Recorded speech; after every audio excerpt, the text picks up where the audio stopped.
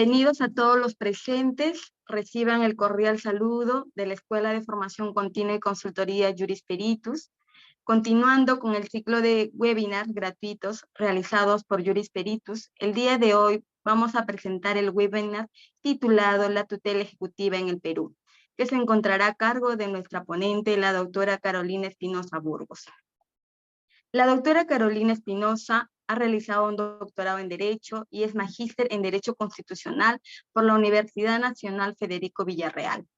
Ha sido pasante docente universitaria en la Universidad San Martín de Porres. Ha desempeñado cargos muy importantes en el sector público como secretaria de confianza de la Corte Suprema del Perú y actualmente se encuentra ejerciendo el cargo de fiscal adjunta provincial provisional de corrupción de funcionarios con competencia nacional.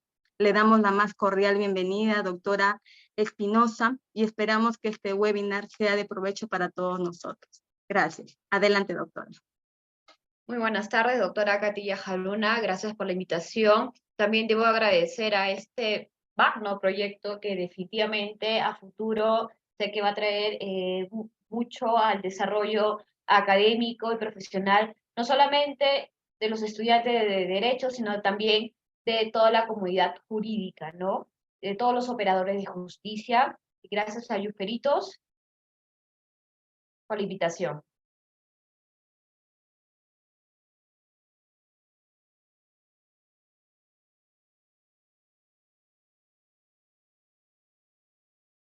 Muy bien. El día de hoy voy a hacer una ponencia respecto a la tutela ejecutiva en el Perú.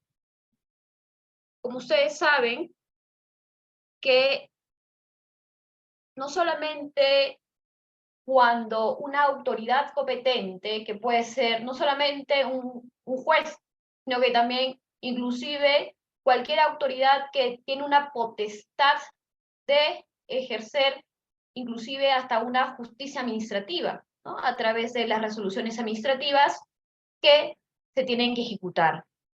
En ese sentido, la tutela ejecutiva no solamente está dada al ámbito jurisdiccional, sino que también al ámbito de derecho administrativo o del proceso administrativo.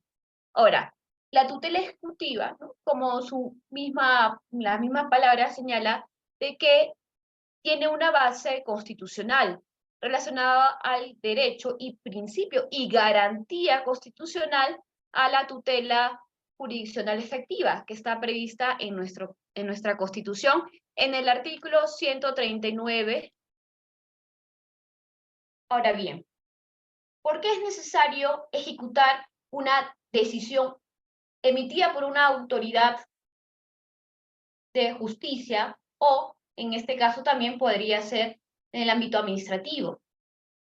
A ver, ustedes pensarán que, bueno, yo ejerzo mi derecho de acción a través de una pretensión y con ello el juez, en este caso, me va a amparar.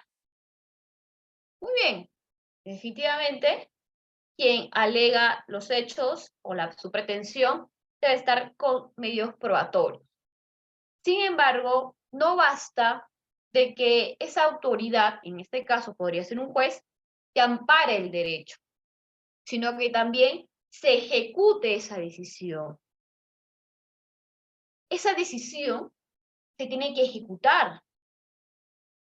Pero ustedes dirán, ¿por qué es necesario que se ejecute si ya el juez me ha amparado esa decisión?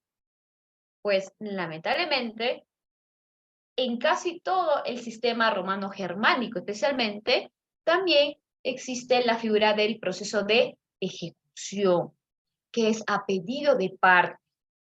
Usted, juez, que me ha amparado el derecho, lo tiene que ejecutar, ya que el presunto obligado, ahora se ha corroborado que es el obligado, no está haciendo caso, no me está pagando, por ejemplo, una obligación de dar suma de dinero, no lo está haciendo. Ahora, también yo puedo tener el temor de que evada su responsabilidad, si ya no lo ha hecho anteriormente, antes de que se inicie un proceso judicial, ahora que me ampara el derecho, me ha amparado el sistema de justicia, tampoco lo va a hacer. Entonces, nuestro legislador, específicamente en el Código Procesal Civil, ustedes saben que es de naturaleza supletoria, siempre y cuando sea conexa a la naturaleza, se aplica supletoriamente a otras especialidades del derecho. Por ejemplo, el derecho, la especialidad del laboral, la administrativa. Ahora, muy bien. Con eso hago un preámbulo. ¿De qué se trata y por qué es necesaria ejecutar una decisión? ¿Quién me tutela esa decisión? Ojo, cuando yo hablo de tutela, dirán, no, usted está yendo al ámbito judicial para que ejerza su tutela, pero no basta eso. Se tiene que terminar un proceso judicial para que se inicie un proceso de ejecución. Muy bien. Digamos, la evolución histórica. Según George Jelinek, que es un gran filósofo, indicó que hay una nota distintiva del Estado moderno en el reconocimiento del individuo como persona y como sujeto de derecho, apto para reclamar con eficacia la tutela jurídica efectiva. Reclamar quiere decir no solamente ir al órgano jurisdiccional y decir, juez, por favor, que me ampare, sino que también hay una potestad de los justiciables, inclusive en el aspecto administrativo del administrado, en reclamar la eficacia de esa decisión, tutelar, ejecutar esa decisión.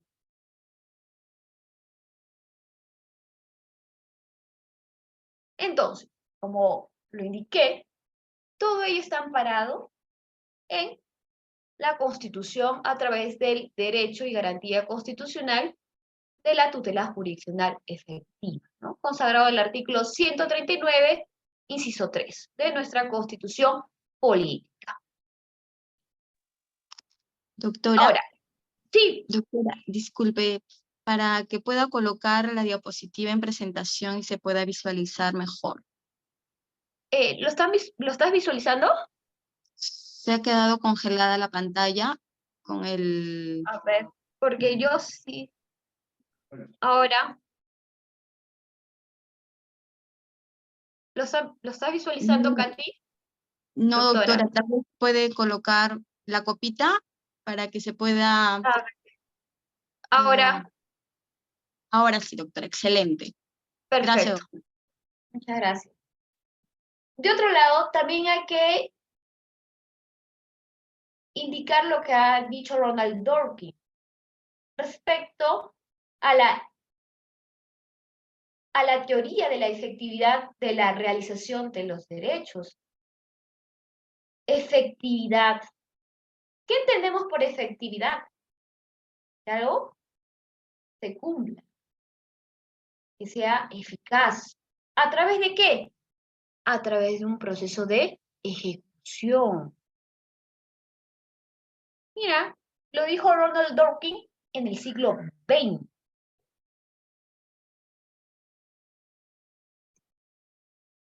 ¿No? Muy bien. Ahora,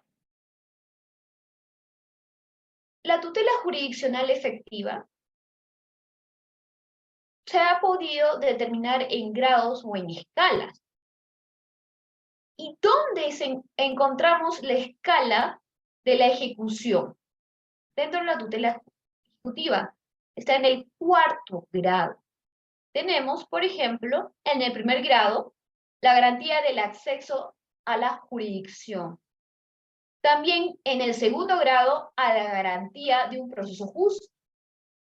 En el 3er grado, tenemos a la garantía de una respuesta cualitativa. Y añade, en este ámbito del proceso de ejecución, lo encontramos en el cuarto grado, que comprende el exigir la respuesta que otorga el órgano jurisdiccional a través de una actuación irrevocable del derecho. Pero ustedes me dirán, doctora, ¿cómo podría yo ejecutar eso? ¿Quién me ampara? La norma, por principio de legalidad, a través de mecanismos. Por ejemplo, en el Código Procesal Civil encontramos el proceso de ejecución. ¿De qué? De títulos ejecutivos. Profesora, doctora, me dirán, títulos. A ver, títulos ejecutivos, ¿qué incidencia tiene con el proceso de ejecución? Obviamente, como su misma palabra lo indica, el título ejecutivo tiene que ejecutarse.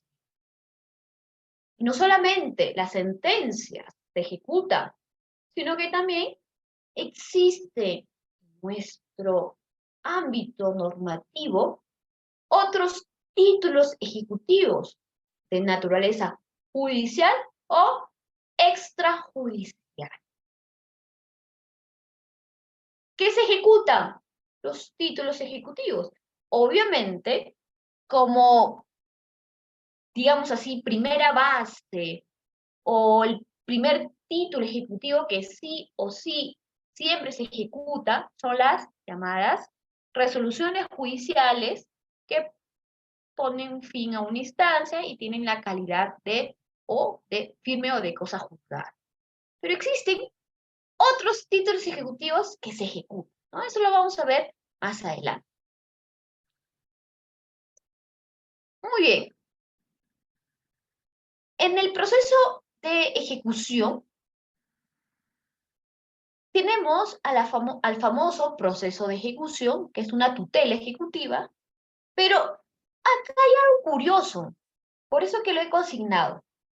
Profesora o doctora, ¿por qué ha colocado una medida cautelar? ¿Por qué creen que una medida cautelar también se ejecuta o no? ¿O solamente está destinados a los procesos principales que finalmente arribe a una decisión judicial con calidad de firme? ¿Las medidas cautelares también se ejecutan?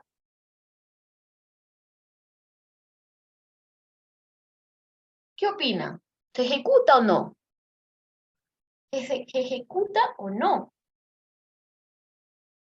¿Mm? Claro que sí. Claro que sí se ejecuta.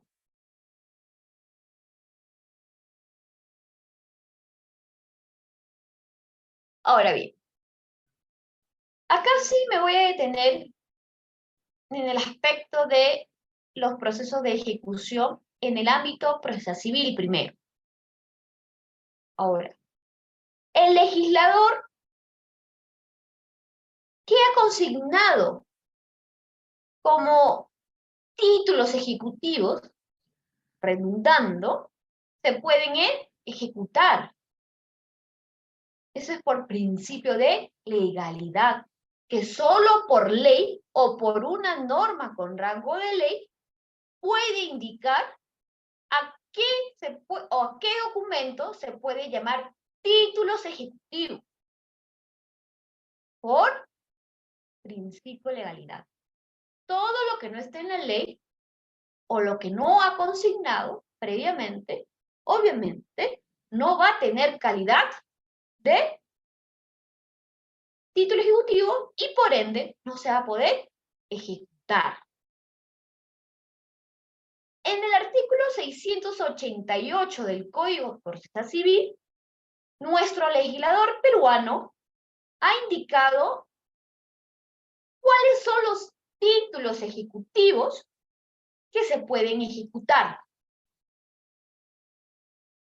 como regla general y como práctica judicial, siempre va a estar en primer lugar las resoluciones judiciales firmes, sentencias. Los laudos arbitrales, las actas de conciliación de acuerdo a ley, también se ejecutan, pero es de naturaleza extrajudicial. Ahora, ustedes sabrán que dentro del proceso también se pueden firmar actas de conciliación en los casos de familia. Por ejemplo, en alimentos. El juez dice, por favor concilien y voy a emitir una resolución en base a esa conciliación judicial.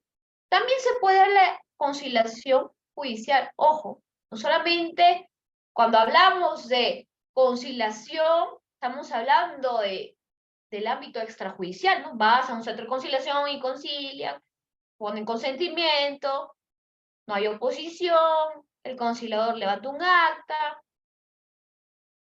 Obviamente que eso también se ejecuta. Otro título ejecutivo son los llamados títulos valores. ¿A qué tenemos por títulos valores?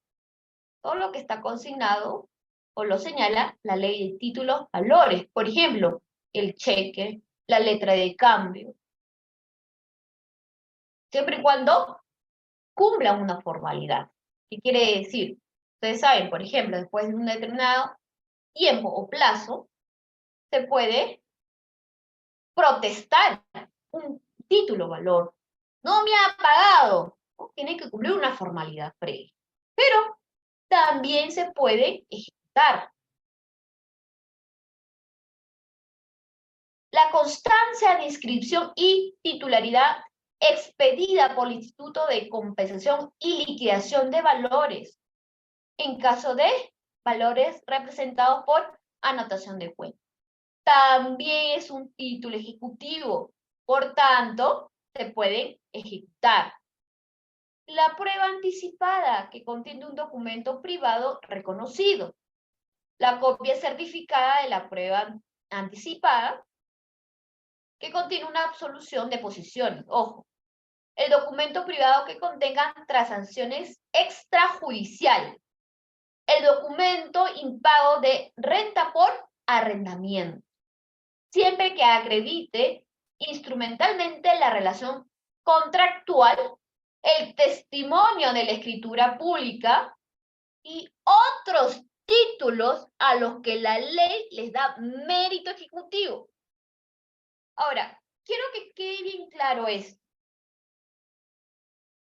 Como todos sabrán, todos los operadores jurídicos, inclusive los estudiantes de Derecho, digamos así. Entonces, a ver, lo que yo no entiendo, si por ejemplo tengo, vamos a ver, un laudo arbitral. Profesora, entonces tengo que también iniciar un proceso principal para que se ejecute, o de frente voy a un proceso ejecutivo y que se me ejecute. Obvio, esa es la gran ventaja de que hay algunos títulos ejecutivos de naturaleza extrajudicial que por su reconocimiento legal puede iniciar directamente un proceso de ejecución. ¿Qué quiere decir? Que ya no van al ámbito de un proceso principal que se demora 1 año, 2 años, 5 años. Sí.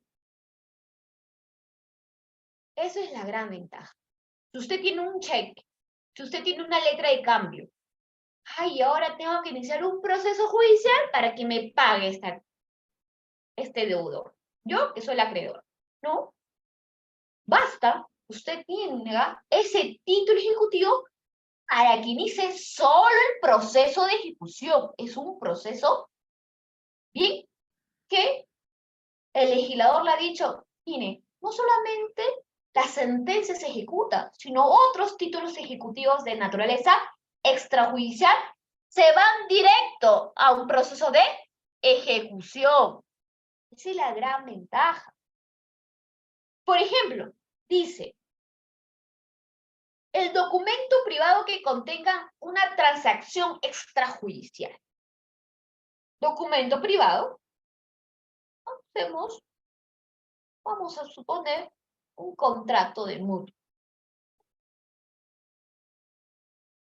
Lo legalizamos ante el notario. Si tú no me pagas, es necesario que yo demande, interponga un proceso abreviado, un proceso de conocimiento, que se demora más de 3 años, 4 años, o me voy a un proceso de ejecución, que es más rápido, porque la ley me ampara y lo puedo hacer. Ahora, no solamente estos títulos ejecutivos deben tener una formalidad, es decir, que se puedan protestar, por ejemplo, que tenga una legalización por el notario, firma de una acta de conciliación por conciliador. No solamente tiene que cumplir un requisito formal, sino también material. Por ejemplo, vamos a suponer que lo más sencillo, en una acta de conciliación extrajudicial. Ustedes saben que tiene que haber consentimiento de ambas partes. ¿Sí? Y por la ley de extrajudicial, de conciliación extrajudicial, también indica cuáles son los derechos disponibles que se pueden conciliar. Y obviamente está proscrito y prohibido de que en un caso, por ejemplo, de violencia contra la mujer, se puedan conciliar. ¿Qué quiere decir? Por ejemplo, ¿no? A es Carmencita, B es Juanito. Juanito le pega a Carmencita. Le pega, le causa hasta lesiones. Vamos a ponerle leves. Pero Carmencita le dice a Juanito, mira, si tú me vuelves a pegar, yo te voy y te denuncio. Pero Juanito, vamos a suponer, de su desconocimiento normativo, te dice, Carmencita, te prometo que nunca más te voy a pegar, pero vamos a un centro de conciliación para que deje constancia que yo no te voy a pegar. Entonces, claro, ambos, con desconocimiento normativo, digamos así, van a un conciliador X y el conciliador, ojo, estoy haciendo un ejemplo, es un caso hipotético. El conciliador dice, bueno, 2.000 soles. Sabe que no puede hacer esa conciliación, pero le cae 2.000 soles y dice, ya, yo te firmo, no pasa nada, y usted se compromete. Hay un acta de conciliación. Y Juanito le vuelve a pegar a Carmencita. Carmencita le dice, ahora sí, yo me he averiguado que hay una acta de conciliación extrajudicial y me voy a ir ante un proceso de ejecución ante el juez para que cumpla. ¿Cómo ejecutar eso? ¿Y ustedes creen que se va a poder ejecutar eso? No. Hay derechos, o inclusive es un ilícito penal, que no se pueden conciliar. Entonces, tiene que también cumplir un requisito material, no solamente un requisito formal. Por ejemplo, en este caso, son de materias, no se puede conciliar. Por tanto, no se puede ejecutar. ¿Sí? Muy bien.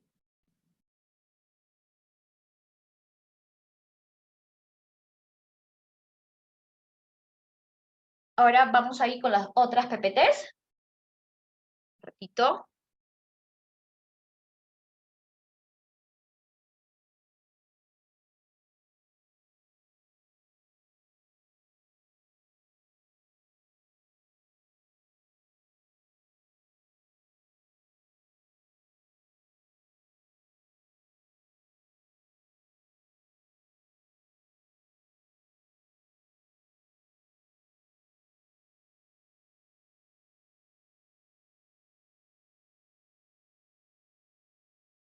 Muy bien. Sigamos. Como ustedes saben, lo que ya he indicado, hay, primero, para que un título ejecutivo se pueda ejecutar, tiene que cumplir requisitos materiales y formales. Segundo, que solo por ley puede determinar a qué tipos de documentos, resoluciones, se puede ejecutar, que puede ser de naturaleza judicial o extrajudicial. Muy bien, pero ¿qué más debe tener ese título ejecutivo? ¿Qué más? Por ejemplo,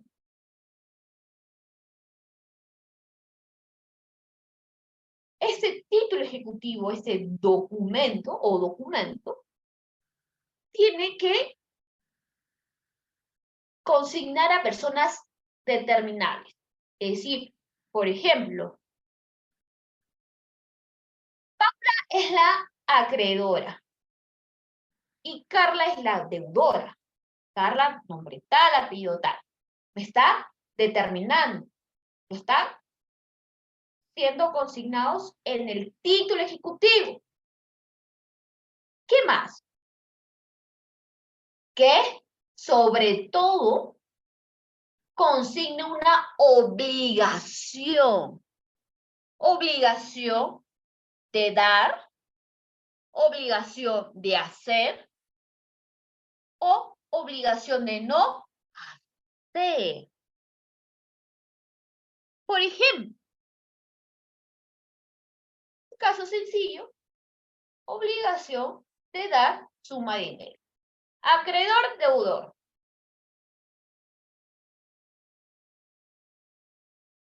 El deudor, Juanito Pérez, le debe $50.000 a Carmelo. Carmelo Ortiz. Muy bien, pero ¿qué más? ¿Hay una obligación? Sí. Juanito le debe a Carmelo. ¿Una obligación de qué? De dar.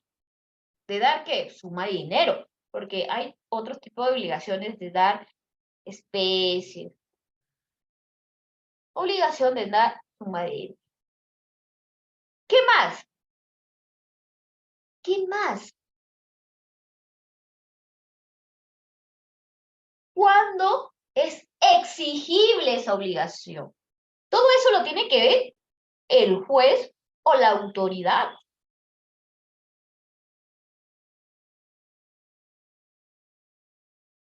¿Cuándo Juanito ha tenido que pagarle a Carmelo?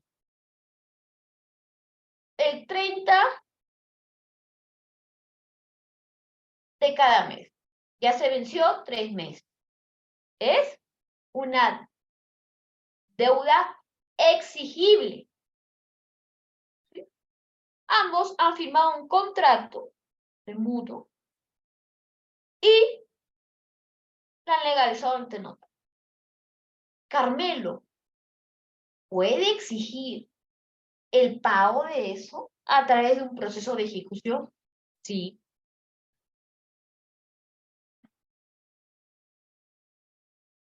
Entonces, la obligación también tiene que ser exigible. Doctora, ¿y qué pasa si Juanito la pagó todos los meses y todavía no se vence el plazo para la cancelación? No es exigible. Por tanto, ese documento no tiene calidad de título ejecutivo. Por ende, no se puede iniciar un proceso de ejecución.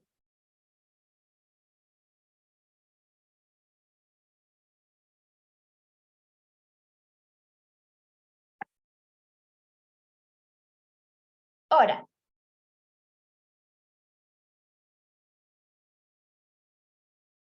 vamos a ponernos en otro punto. ¿Puede haber calidad sin título? ¿O puede ser que un título ejecutivo sea dañado, sea quemado, sea extraviado? Puede ser, sí, pero tú sabes que hay una obligación de esa persona, pero no tienes documento. Y ustedes saben que por ley dice que son documentos. Son documentos. Todo debe estar, como dice, papelito manda, ¿no? Entonces, esos documentos, ¿qué pasa si se extravían? ¿Qué pasa si te pierde un cheque? ¿Qué pasa si se te pierde una letra de cambio? Se quema, se pierde, se deteriora. ¿Qué hace el acreedor? Pero él me debe. ¿Cómo lo puedes probar? ¿Mm? ¿Se puede hacer o no? ¿Se puede iniciar un proceso de ejecución sin ese documento que tiene la calidad de título ejecutivo y por tanto se puede ejecutar? Claro, en el aspecto estoy hablando de si son documentos privados, por ejemplo, pero si son resoluciones judiciales, ustedes van al sistema judicial, ponen su número de expediente, se descarga, o pueden solicitar copia certificada del secretario judicial, del secretario de sala, y ahí no hay problema, ¿no? Porque está en un backup, hay una base de datos. Una acta de conciliación también está en los files de los centros de conciliación, sí, pero cheque, letra de cambio, documento privado. ¿Mm? ¿Se puede o no se puede? Es muy difícil porque por mandato imperativo dice que tiene que ser un documento. Ahora, ¿qué pasa si la otra persona tiene la copia? El deudor no te va a decir, mira, te doy la copia y ya.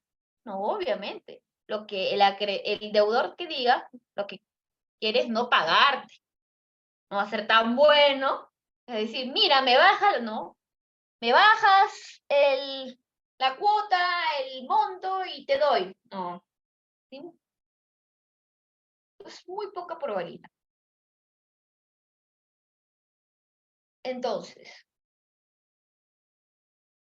¿qué se puede hacer en esa situación?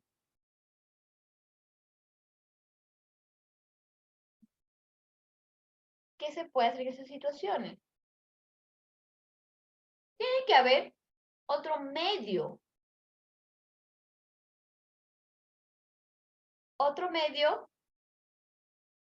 de prueba que corrobore eso. Por ejemplo, ¿no?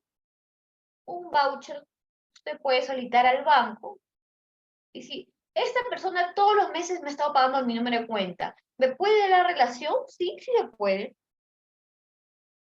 Por eso, él me ha estado pagando, señor juez, tantos montos. Mérito a eso. Sí se puede haber, puede haber. Existe calidad sin título, sí, pero tienen que haber otros medios probatorios relevantes, suficientes, idóneos, que me acredite que existe un título.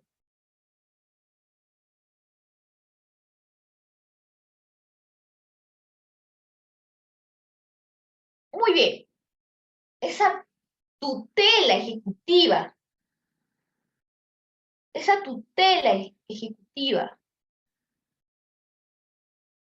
no van a ser de lo que tú afirmas, ¿ok? Como lo dicen todos los códigos procesales, civil, penal, que quien afirma quien tiene su pretensión debe ser probada la carga de la prueba, ¿no? Ahora, ese título ejecutivo, como le indicaba, tiene que ser exigible, tiene que ser cierto. Pero hay otros títulos ejecutivos que adicionalmente le pueden consignar que la obligación sea exigible en un determinado lugar, modo, tiempo. Sí, también, pero no es necesario. Por ejemplo, lugar, total que me pagues a mi cuenta y punto, ¿no? A mi cuenta bancaria.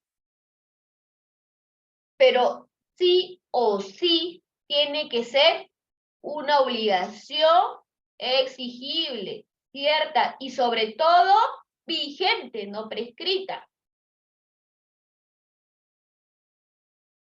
¿Cuántos, según el código, cuándo vence una deuda? 5 años, 10 años, 20 años, 50 años, 100 años, con 10 años. Entonces, obviamente, como tal es la suspensión y todo. Ahora, pero, doctora, si es, yo tengo un documento, mira, y hay casos, ¿ah? Que se ha dado. Por X del destino, voy a ponerle un casito. Por X de destino, vamos a suponer, estamos en el año 1990, ¿no? Hace más de 32 años. Por X destino, antes de irme, soy acreedora, le he prestado a otra persona $100.000, le hemos legalizado ante el notario, todo. Por X destino, me voy a España, me voy a Estados Unidos, y después de 32 años regreso. Y lo veo al deudor y digo, ¿tú me des plata? Mira, yo tengo este documento. No, ¿y qué pasa el deudor? No, pero ya pasó tanto tiempo, no te voy a dar nada. Ah, no, como yo estudio Derecho, soy abogada, me voy al juzgado y inicio un proceso de ejecución. 32 años sin haberle exigido a partir de 1991 el pago. Todos los días, ¿no? Carta notarial, no he hecho nada. Pero después de 32 años, vengo y le exijo. ¿Está vigente o no esa deuda?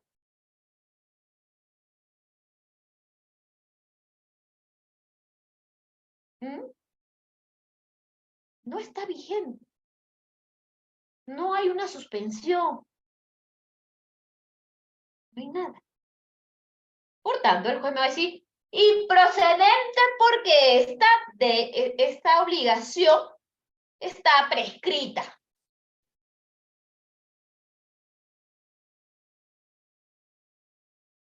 Miren todos esos matices que tiene ese documento.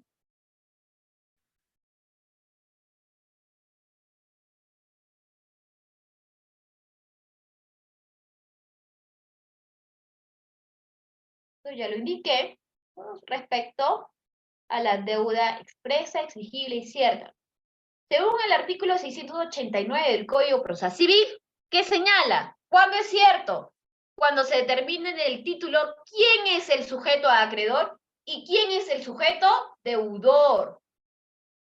También nuestra norma procesal civil indica que es expreso cuando se indica en el título aquello que el deudor debe analizar a favor del acreedor y es exigible. ¿Qué quiere decir? Que se puede reclamar. Es decir, que no está sujeta a una condición, lugar o plazo. O si ha estado y no se cumple. Hay un incumplimiento.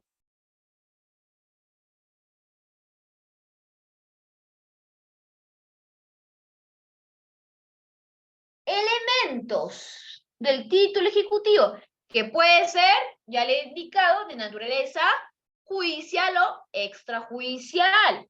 Mira, mi tutela la ejerzo en mérito a esos documentos para iniciar un proceso de ejecución.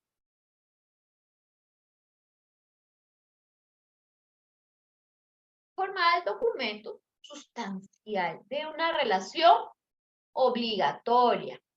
¿De quién? Por ejemplo, del acreedor y del deudor. Objetivos y subjetivos. Persona y objeto de la obligación.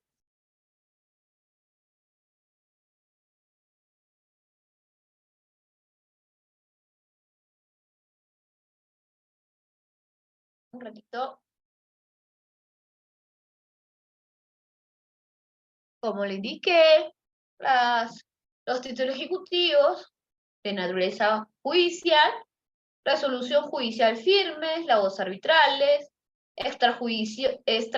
acta de conciliación judicial, cuando se da dentro de un proceso, otros títulos lo que le da la naturaleza judicial. O sea, es decir, la ley no solamente te va a indicar qué títulos, qué documentos o resoluciones son de título ejecutivo, sino que también qué naturaleza. Ahora, acá hay un punto muy importante, porque hay un sector de colegas, de doctrinarios, que señala que el laudo arbitral firme es de naturaleza judicial o extrajudicial. ¿Por qué digo esto? Porque acuérdense que los métodos alternativos de solución de conflicto, o resolución, los llamados MARCs, ¿qué señalan? ¿Cuáles son esos mecanismos? Negociación, arbitraje y, obviamente, en el proceso de arbitraje lo señalan como un método alternativo extrajudicial que se paga porque hay un árbitro, es un tercero imparcial, que es heterogéneo, y un tercero imparcial que va a decidir, pero que las partes impulsan ese proceso arbitral.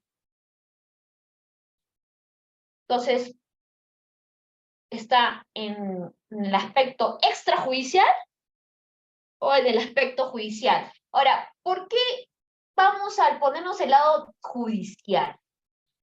Acuérdense que la Constitución señala que hay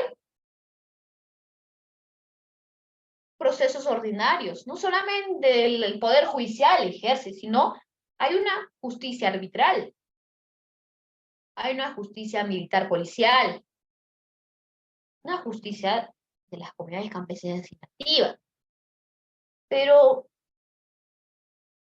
en lo particular, yo considero que los laudos arbitrales firmes, yo considero que es un híbrido.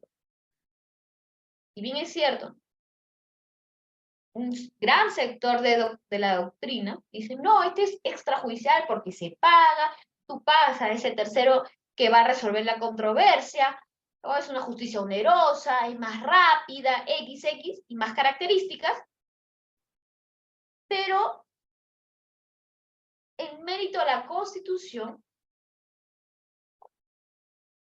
nos señala que está dentro de un proceso ordinario.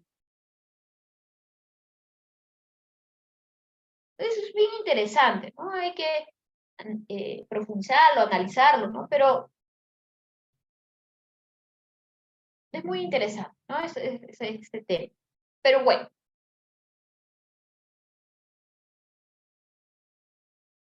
Extrajudicial. Ya lo indiqué. La acta de conciliación, los documentos privados, esto ya lo vimos. Muy bien. Ahora, ¿tiene alguna duda, pregunta que tenga? Bien, sí, bien, doctora Carolina, gracias por su excelente exposición. Este tema es de mucha importancia, como usted bien dijo, tanto para los profesionales del derecho, como para los estudiantes y ciudadanos interesados en aprender cada día más.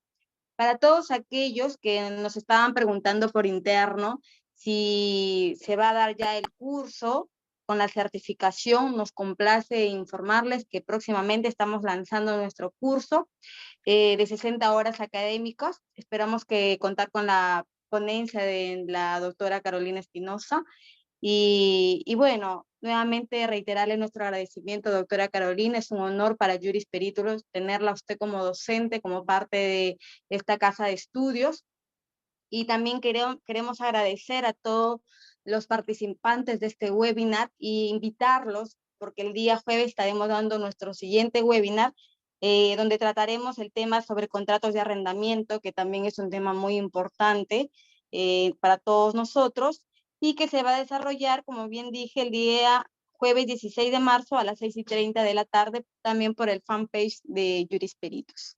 Gracias, doctora Carolina. Muchas gracias, doctora Katilla Jaruna. Muchas gracias por la invitación también a Juris Peritus y espero volver a encontrarnos de nuevo. Buenas noches. Buenas noches, doctora. Buenas noches a todos. Gracias. Buenas noches.